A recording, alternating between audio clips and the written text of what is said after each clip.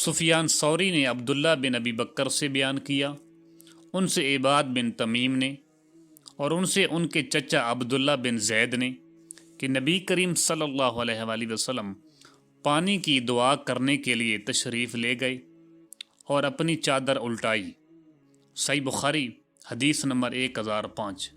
ابو زناد نے بیان کیا، ان سے اعرج نے بیان کیا، ان سے ابو ہریرہ رضی اللہ تعالی عنہ نے کہ نبی کریم صلی اللہ علیہ وآلہ وسلم جب سر مبارک آخری رکعت کے رکوع سے اٹھاتے تو یوں فرماتے کہ یا اللہ عیاش بن ربیعہ کو چھڑوا دے، یا اللہ سلمہ بن ہشام کو چھڑوا دے، یا اللہ ولید بن ولید کو چھڑوا دے، یا اللہ بے بس ناتواں مسلمانوں کو چھڑوا دے، یا اللہ مضر کے کافروں کو سخت پکڑ، یا اللہ ان کے سال یوسف علیہ السلام کے سال سے کر دے۔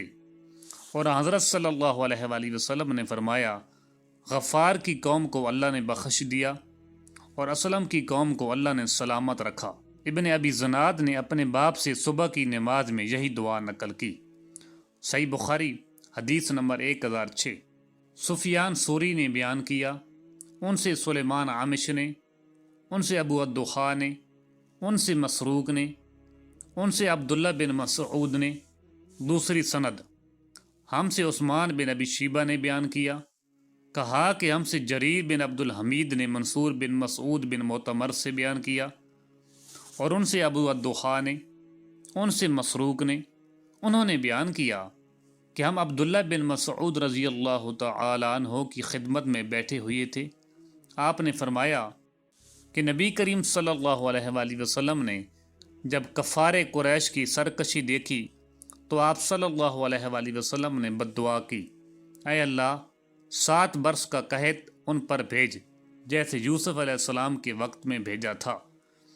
چنانچہ ایسا قحط پڑا کہ ہر چیز تباہ ہو گئی اور لوگوں نے چمڑے اور مردار تک کھا لیے۔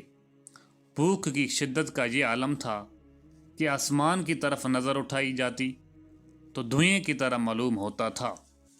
آخر مجبور ہو کر ابو سفیان حاضر خدمت ہوئی اور عرض کی کہ اے محمد صلی اللہ علیہ وآلہ وسلم، آپ لوگوں کو اللہ کی اطاعت اور صلہ رحمی کا حکم دیتے ہیں، اب تو آپ ہی کی قوم برباد ہو رہی ہے، اس لیے آپ خدا سے ان کے حق میں دعا کیجیے۔ اللہ تعالیٰ نے فرمایا کہ اس دن کا انتظار کر جب آسمان صاف دھواں نظر آئے گا۔ آیت انکم عائدون تک نیز جب ہم سختی سے ان کی گرفت کریں گے۔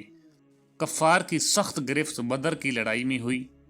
دھوئیں کا بھی معاملہ گزر چکا جب سخت قحط پڑا تھا جس میں پکڑ اور قید کا ذکر ہے، وہ سب ہو چکے۔ اسی طرح سورہ روم کی آیت میں جو ذکر ہے وہ بھی ہو چکا۔ صحیح بخاری حدیث نمبر 1007۔ ابو قتیبہ نے بیان کیا، کہا کہ ہم سے عبد الرحمن بن عبداللہ بن دینار نے، ان سے ان کے والد نے کہا کہ میں نے ابن عمر رضی اللہ تعالی عنہما کو ابو طالب کا یہ شعر پڑھتے سنا تھا۔ ترجمہ، گورا ان کا رنگ ان کے منہ کے واسطہ سے بارش کی اللہ سے دعا کی جاتی ہے، یتیموں کی پناہ اور بیواؤں کے سہارے۔ صحیح بخاری حدیث نمبر 1008۔